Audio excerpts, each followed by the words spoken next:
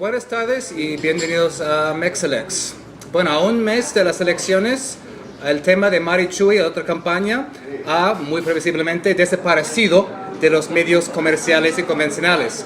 Pero los temas que surgió a raíz de su campaña siguen muy presentes en el país. Entonces, hoy estamos con 5 miembros de la campaña de Marichuy: Sergio Beltrán, Paul Mesuero, Alfonso Morales, Pablo Ángel Osorio y Violeta Silverberg, de La Jícara, aquí donde estamos grabando en Oaxaca, para hablar de lo que falta por decir en esta campaña y claro, mucho más allá de las campañas electorales. Entonces quisiera hablar primero de la gira de Marichuy y empezar con Alfonso y Paulo.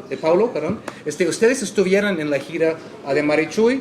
¿Qué aprendieron ahí? ¿Qué vieron? ¿Cuál fue su experiencia? ¿Quién empieza? Pues tuvimos la oportunidad de acompañar la gira de Marichuy por el estado de Oaxaca. Recorrió casi todas las regiones del estado. Empezó por la Mixteca, llegó a los valles, bajó a la costa, el Istmo, la zona Chontal, el Papaloapan y la zona Mazateca. Entonces prácticamente durante una semana, 8 días, hizo este recorrido, ¿no? En donde había de 1 a 2 o 3 eventos por día. En el Istmo hubo 3, pero hubo un par de días donde hubo eventos, 2, uno por la mañana y uno por la tarde. La dinámica frente a lo que siempre se plantea como esto de un mitin electorero, era más bien una cosa diferente, en donde Marichuy venía a escuchar, ¿no? Entonces no se puso arriba ahí del templete para dar un discurso. Era la última que hablaba. Entonces había una dinámica en la que el Consejo Indígena de Gobierno venía a escuchar más que a imponer, ¿no? A decir la línea es esta y la agenda es esta, ¿no? Pero lo que sí sucedió es que tuvimos que escuchar los dolores de todo el estado, ¿no? O sea, no es que tuvimos, sino fuimos escuchando, ¿no? Y en este caminar pues nos dimos cuenta de toda esta gama de atrocidades que hay acumuladas, ¿no? Como muchas. Desde los problemas de imposición de proyectos mineros, eólicos, hidroeléctricos, hasta el despojo más reciente que tiene que ver con el terremoto, ¿no? O sea, cómo funcionó como una caja chica para el gobierno y que hoy estamos viendo consecuencias, ¿no? O sea, la gente viviendo en lonas a 40 grados en el Istmo, ¿no? Poco inhumano, pareciera como un espectáculo africano, ¿no? Algo así de más allá del tercer mundo.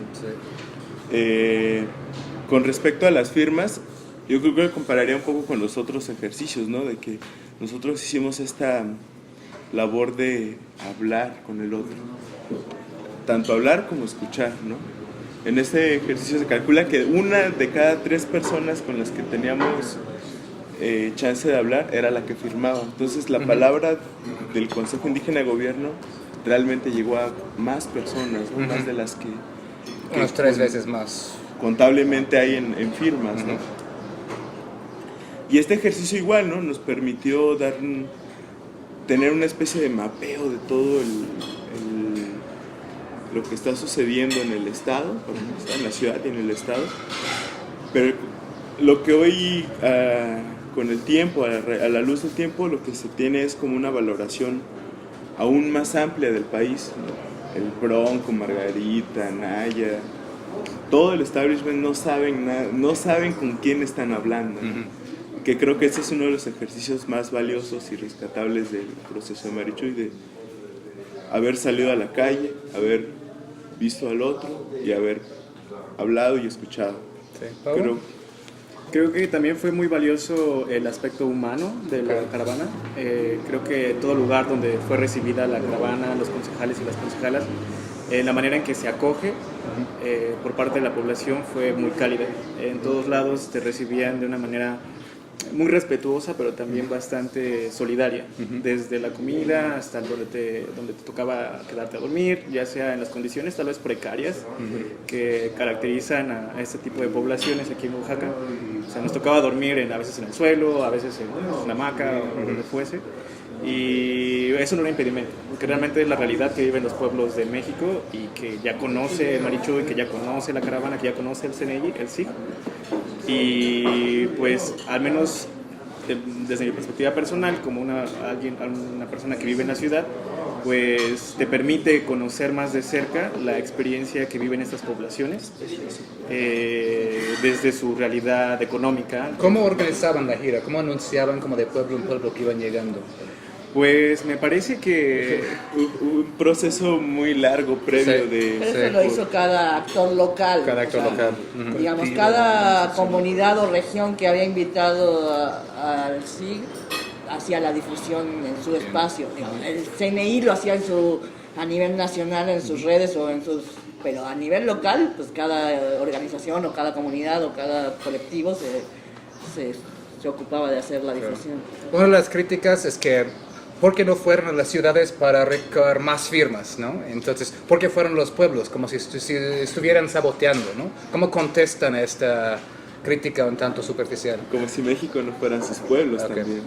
Eso por un lado, y por otro lado también decir que sí se estuvo en las ciudades y en las plazas, ¿no? Creo que pues algo valioso de este ejercicio fue darnos cuenta de que en todos lados hay dolores y que en todos lados también hay gente que se está organizando, y a veces estamos tan agobiados por los dolores que estamos viviendo localmente que no nos damos esta oportunidad de ver hacia afuera qué más está pasando, ¿no? Entonces un poco la campaña del CNI sirvió para ir reconociendo las luchas, ver quiénes siguen ahí, porque igual hace pues 12 años se hizo un ejercicio parecido con la otra campaña, ¿no? Yo creo que a diferencia de la otra campaña, lo que a mí más me resalta este proceso del CNI fue primero que no está el ZLN como protagonistas de lo que pasó, pero creo que ni siquiera estaba el CNI como protagonistas de lo que pasó, sino la gente. O sea, quizá para mí lo que más rescata es de pues hubo recolecta de firmas donde la gente se animó a juntarse, a organizarse, a ponerse de acuerdo para salir a recoger esas firmas, ¿no? Sí, eso tiene que ver con lo que decía un poco, digamos, no solo Marichuy no tiraba el discurso y ponía la línea, sino que eso, no se impuso, o sea, fue a donde fue invitada o donde la gente se organizó para invitarla y recibirla. Entonces, si hubo ciudades donde la gente no se organizó para invitarla y recibirla, pues no llegó. No llegó, sí, claro. Paul, tú estabas también muy involucrado en esta recolección de firmas, en la promoción en la ciudad y no solo. ¿Cuál es tu punto de vista de ello? Yo te vi en el Zócalo ahí con esta aplicación muy difícil de usar en el celular, ahí en las mesas, ¿no? Parece que hicieron todo lo posible para dificultar el proceso, ¿no? Sí. Desde el lado federal. Y creo es igual importante mencionar que Colmena como colectivo, pues hace 6 meses no estaba. Fue como a partir del proceso del CNI que no me acuerdo quién sacó como la primera convocatoria, pero de ahí como que se ha vuelto un colectivo homogéneo que han participado personas durante un periodo algunas veces, otras han entrado, algunas han salido, no sé, como que se ha formado esta parte de colectividad sin tener que tampoco como comprometernos al 100%, y lo digo como también de manera personal, y que muchos creo acá han sido pocos los que han estado en el largo recorrido, y más bien ha sido como esta disponibilidad de pues cuando tú puedes, vas a alguna reunión, a otra no. Y sí, bueno, yo estuve un poco en la casita de Marichuy que se puso en frente del Yago. Trabajo ahí en el Instituto de Artes Gráficas de Oaxaca, y pues ahí me daba mis vueltas cada que podía, cada que me daba chance. Y sí, como dice Alfonso, era como complicado, tenías que estar hablando todo el tiempo con la gente, igual y hacías como 1 hora de recolección de firmas y algunos días hacías 3 o 4, algunos días hacías 10, 12, pero pues de esas no pasaban. porque pues tenías que hablar con ellos, tenías que preguntarles más o menos cómo ubicaban, tenías que pues como que hacer esta chamba que en teoría creo los otros candidatos no hicieron, o no sé si podían hablar con las fotocopias. Pues pero pagaron a sus funcionarios o a sus escoltas para recolectar firmas. Sus fotocopias. Sus fotocopias y sus firmas falsas. que creo también cuando estábamos en las casitas de recolección, no era tan visible que esas firmas que estaban para Bronco, Margarita, Ríos Peter, no iban a ser validadas en un segundo tiempo. Entonces como que yo sí pensé en algún momento como pues esta chamba, los que vamos a ver que le hicimos bien somos nosotros. Ya después hubo como esta parte del 94% de las firmas de Marichuy fueron válidas, y creo también es como un reconocimiento, una cifra, pues sí, sentir que esas firmas fueron recolectadas como nosotros lo hicimos. Sí, pero estando ahí recabando firmas, justo no puede ser como recaban los demás, o sea, por los números, ¿eh? Nunca los vimos, nunca veíamos en ningún lado gente de los demás recabando firmas, y veíamos las cifras y veíamos cómo nos tardábamos nosotros platicando con la gente. No, Es imposible, es imposible. Había un momento en que Margarita tenía 80,000 firmas recabadas en Oaxaca y nunca habíamos visto un auxiliar de Margarita. Pero yo creo que esto es un buen ejemplo de por qué fue diferente el proceso que llevó el CNI con Marichuy de vocera, porque al final yo creo que pues se entendió rápido, por lo menos en este grupo, en La Colmena, que lo importante no era tanto cuántas firmas recoges, sino esta posibilidad de dialogar con el otro, de hacer visible la propuesta del CNI, que pues un poco nomás de verla sabíamos que no cabía en este proceso, que el proceso le quedaba chico, no solo por ineptitud o por ingenuidad. El INE eligió un método muy poco fácil de aplicar en este país, ¿no? Que no responde a las realidades nacionales, sino también porque desde la misma ley no cabe la concepción de un gobierno en consejo, ¿no? Aquí en este país votamos por el gran Tlatoani y pues ahí y su corte de congreso, porque tampoco es que tenemos los congresos más libres del país, ¿no? Así pasan reformas constitucionales como si fuera decreto presidencial. Pero todo eso, no solo que ya lo veíamos, era visible para todos saben que el Congreso no funciona, todos saben que los políticos son medio corruptos, pero lo que quedó muy claro con este acto del CNI, con la campaña para hacer candidata a Marichuy, fue que el sistema es corrupto. O sea, no es que las leyes están bien y hay malas personas tratando de operar el sistema electoral. Se premió, y a la vista de todos en Televisión Nacional, a quienes hicieron trampa, ¿no? Y entonces de alguna manera lo que nos queda a nosotros claro desde afuera, desde aquí, es decir, bueno, qué bueno que no llegamos ahí porque hubiera implicado hacer trampa, porque si no hacías trampa no podías tener el número de firmas. De hecho, muchos hacia nuestro interior pensábamos eso, ojalá no lleguemos, porque te tienes que meter a una dinámica otra, y además muchos adentro de la campaña de Marichuy no juntaban firmas, o sea, se valía, digamos, por distintas razones, apoyar al movimiento porque estás de acuerdo con las razones, las causas, no sé qué, pero no estaban de acuerdo con la cosa de las firmas, y había muchas organizaciones y colectivos que no juntaban firmas. Entonces, retomando este punto, porque siempre hay esta pregunta, ¿pero qué quiere Marichuy? ¿Cuáles son sus propuestas? ¿Cuál es su plataforma? Realmente no es solamente una lista de propuestas, sino es otra manera de visionar y hacer política, ¿no? A través de la consulta, a través de la asamblea, a través de pues, romper con pues, esas jerarquías que tiene el país como en una camisa de fuerzas. Claro, fíjate que en ese sentido siento que el proceso que vino después es aún más valioso. Bueno, no negando el proceso de las firmas, porque de ahí surge este diálogo con el otro, ¿no? Con los otros. Y lo que hoy se tiene es lo que le llamamos pues las valoraciones, ¿no? Y en esas valoraciones tanto hay como una especie de corte de caja de lo que hay, de lo que existe, del país que se está deshaciendo, pero también hay propuestas y hay temas, ¿no? Hay uno muy importante que creo que es parte, por ejemplo, del eje de la articulación de los pueblos, que tiene que ver con la autonomía. En el 94, en el 96 más bien, al no haber aprobado las leyes de los acuerdos de San Andrés, lo que podríamos considerar la autonomía hoy zapatista pudo haber sido una realidad para muchos más pueblos indígenas, ¿no? Porque ya tenían, seguramente ya estaban sus miras puestas y sus colmillos puestos, porque son las comunidades las que cuidaron los bosques, son las comunidades las que cuidaron el agua, las que cuidaron el territorio, y ahí están las riquezas que hoy el gran capital está pues, con esa voracidad, ¿no? Con esa voracidad se están comiendo el estado de Guerrero, con esa voracidad están llenando de minas el estado de Oaxaca. Una tercera parte del estado está concesionado, ¿no? El periodo electoral va a pasar, pero los problemas van a seguir, ahí van a estar. Lo que sí hay en el proceso de Marichuy, del Consejo Indígena de Gobierno, es toda esta valoración de qué es lo que hay, ¿no? Qué es lo que tenemos, y las propuestas de cómo... No es que sí, ya con un decreto y al otro día cambiaron las cosas, ¿no? Pienso quizás que las comunidades, como cada concejal viene de una lucha propia, o sea, la concejala del Istmo, Betina, viene de la lucha de la asamblea de los pueblos del Istmo.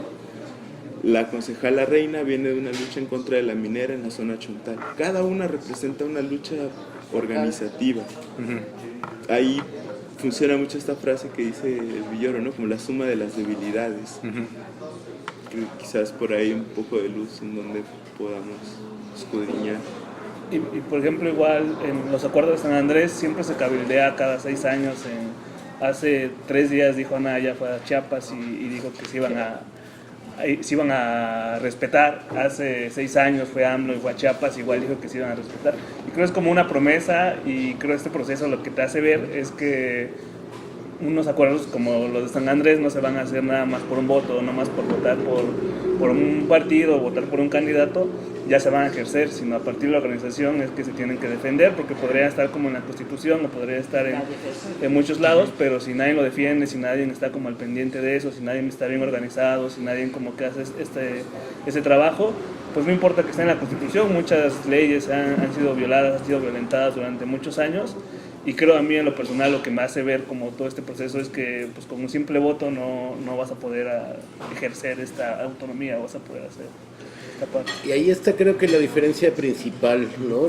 Mientras veíamos a los políticos pedir el voto, pedir que los eligieran para ejercer el poder, lo que Marichuy hacía en cada meeting era invitar a la gente a recuperar y ejercer su propio poder, ¿no? Y quizá el primer paso fue organizarnos como sociedad. Otra cosa que me parece bien importante de resaltar de la colmena, de este colectivo que nos juntó, es que yo hacía mucho tiempo que no participaba en un ejercicio de organización de la sociedad civil que fuera de personas, de ciudadanos concretos, no de colectivos, organizaciones. Claro. Y eso le dio también, eso fue algo que fue posible por la convocatoria de Marichuy y por esta invitación constante a recuperar el poder en la gente, ¿no? No se buscaba poner a alguien a la cabeza para que nos gobernara, sino cómo nos gobernamos todos entre todos. Algo respecto a ello es muy curiosa la manera en que responde la sociedad ante este tipo de propuestas, porque ya cuando íbamos a dialogar con ellos y con ellas para conseguir tal vez la firma, pero la idea principal central era el diálogo, muchos de ellos no podían comprender o concebir la idea de que nosotros y nosotras tenemos la capacidad de ejercer un gobierno creado por nosotros y nosotras. Y generas un debate en el que no logran concebir otra forma de ejercer la política más que votando cada 6 años, por ejemplo.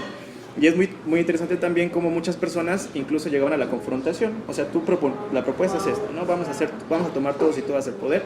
Y lo que dicen estas personas es, no, pues es que estás haciéndole el juego al PRI, le estás haciendo el juego a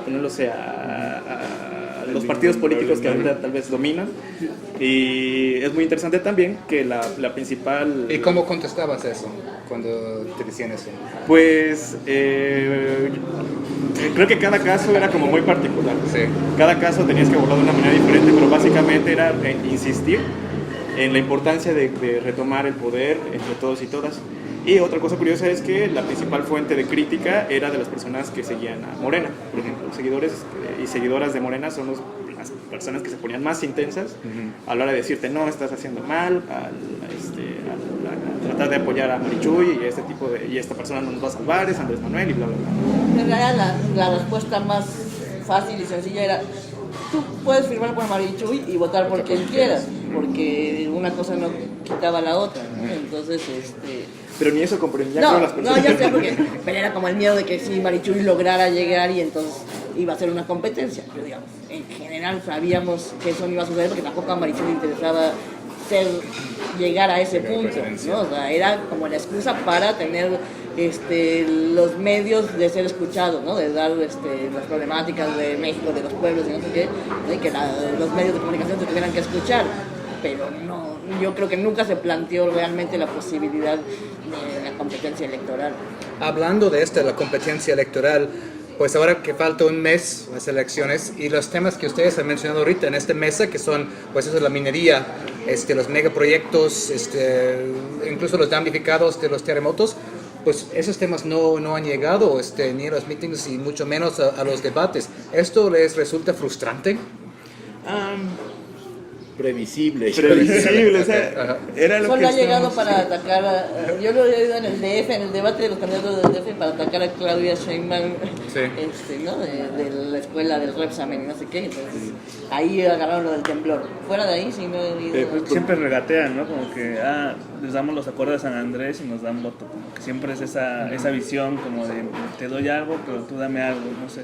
Pero fíjate, yo creo que también esa es otra característica de este ejercicio de la campaña del CNI, que todavía no logramos como medir bien, que es cómo va a influir en el proceso de las elecciones. Alguien que no estaba tratando Ahí de va mi llegar a próxima la elección. pregunta, sí. Por dos cosas. La primera es, yo estoy muy curioso de qué va a pasar con esas 3 personas con las que hablábamos para sacar una firma, con las que invertíamos el tiempo en hablarles sobre estos problemas de la minería, sobre otra forma de gobernarse, sobre los dolores de los pueblos, y que ahora no lo ve reflejado en ninguna de las propuestas que tiene que escoger, ¿no? Eso por un lado.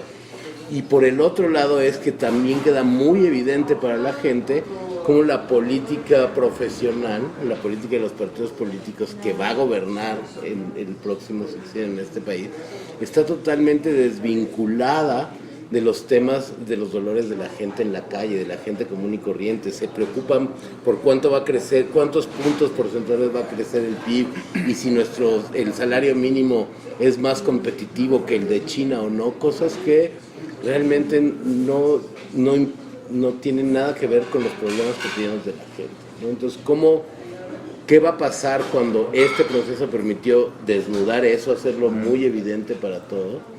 Con los partidos y el proceso electoral, creo que es lo que está por evaluar hacia afuera también. Pienso que, por ejemplo, si ya sabes quién tuviera esa agenda, no hubiese sido necesario que los pueblos indígenas se levantasen y dijeran, aquí estamos y esto es también nuestra agenda. O sea, negarnos a nosotros mismos, los mexicanos más primeros, hablan. Frente a todo este proceso de colapso ya, o sea, la valoración que tiene el STLN, el Consejo Indígena de Gobierno, es que estamos entrando en un proceso de un verdadero colapso, ¿no? De repente hay pequeñas fisuras en la ciudad, ¿no? O sea, un día que el grupo corporativo donde están las personas que trabajan en el tiradero de basura se subleva de un caos, ¿no? Y solo fue un día. ¿Por qué? Porque no tenemos la capacidad de responder a ese problema, a ese simple problema. Y así como ese hay un montón, ¿no? En cada ciudad tiene sus propias problemáticas, ¿no? Aquí no nos ha reventado la violencia en la cara, ¿no? Pero está poco a poco entrando por las orillas, ¿no? Empezando a salpicar, ¿no? Y es algo que muy pronto seguramente se nos vaya a recrudecer, ¿no? Pero ante eso sí las comunidades tienen alternativas, ¿no? El caso emblemático es Cherán. Cherán es una comunidad que había sido devastada, que sus bosques estaban siendo deforestados, y hoy a 5 años de haber, 5 o 7 años de haber recuperado su autonomía, ni siquiera tiene un asesinato así violento. Sí hay las alternativas, pero pues es que falta organizarnos, ¿no? Pues justamente ante eso, ya para ir cerrando, ¿cuáles son los próximos pasos para el CNI, el Consejo Indígena de Gobierno? Ustedes, supimos que hubo una conferencia muy grande en Chiapas hace algunos meses con Yori, Marichuy, y asistieron varios, pero a nivel local, es decir, ¿qué está pasando ahora, no? Ahora que la luz de las cámaras no están encima de Marichuy, ¿qué está pasando ante este colapso inminente?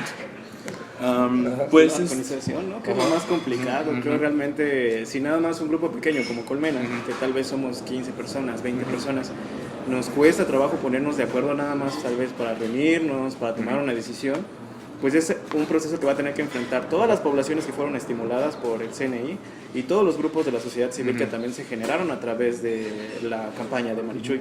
Entonces es una chambísima porque es poner la voluntad de muchas personas y el trabajo de muchas personas a trabajar para empezar a generar cada vez grupos más grandes que puedan organizar cosas y tengan impactos más amplios en la vida cotidiana de las personas. O sea, que todos, aún en la ciudad, por ejemplo, un barrio, una colonia, podamos organizarnos para tomar decisiones sobre cómo vamos a tratar nuestra basura o sobre cómo vamos a evitar feminicidios o cómo vamos a evitar otro tipo de problemas, ¿no? Eso al menos en la ciudad, que yo creo que es lo más inmediato para nosotros, para nosotras, pues tener que organizarnos, una chambota. Y ya de ahí las comunidades indígenas pues también tienen chambas aún más complicadas, porque claro. tal vez en la ciudad hay recursos teóricos, tal vez hay recursos que nos facilitan el pensar como pensamos y el poder organizarnos y llegar a otros puntos más amplios, pero en las comunidades pues tienen que vivir con limitaciones alimenticias, limitaciones intelectuales y demás, ¿no? Que tal vez tienen que solucionar o tienen que ver cómo hacerle para seguir trabajando en su organización propia.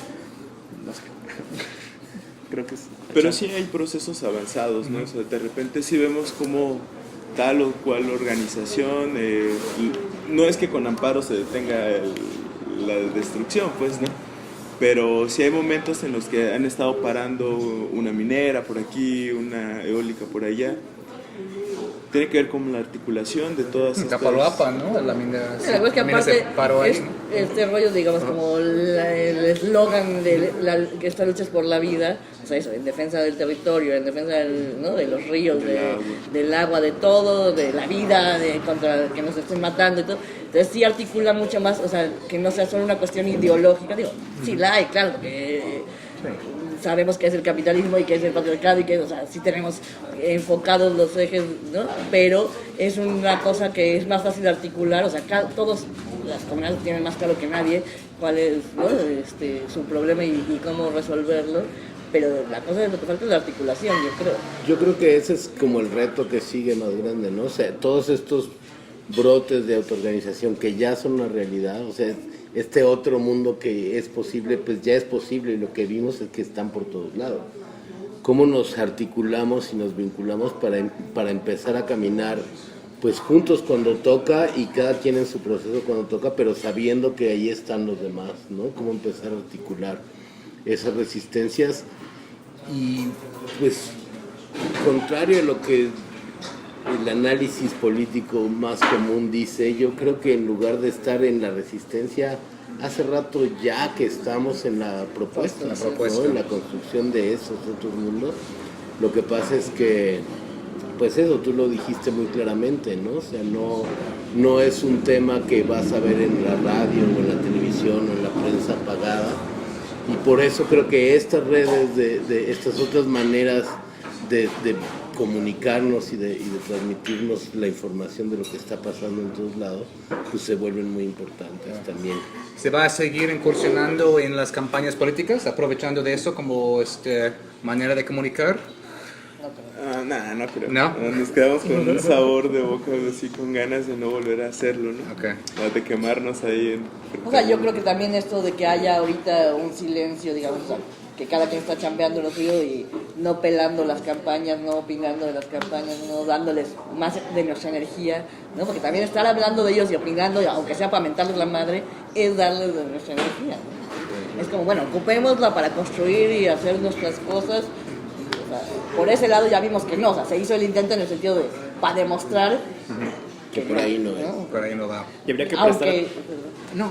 Bueno, habría que prestar atención también a lo que va a decidir el CNI y el SIG a posteriori, porque nosotros tal vez podemos tener nuestra opinión como grupo de la sociedad civil en Oaxaca, pero bueno, también habrá que ver qué deciden las poblaciones que forman parte del Congreso Nacional Indígena. Bueno, abonando a esto, el Consejo Indígena de Gobierno hizo ya el llamado a que, creo que es en agosto se va a dar una especie de convención de todas las redes de apoyo a nivel nacional, los grupos y los colectivos que se conformaron en Chiapas para justo, ¿no?, darle seguimiento a los pasos siguientes con las valoraciones, porque hay otra vez, ¿no?, como estos políticos profesionales se dedican a la verborrea y nunca escuchan, ¿no? El Consejo Indígena de Gobierno hace mucho énfasis en que se den propuestas porque están esperando también estas ideas, como dice Yayo, ¿no? Porque justamente hay comunidades que ya están construyendo una realidad muy otra,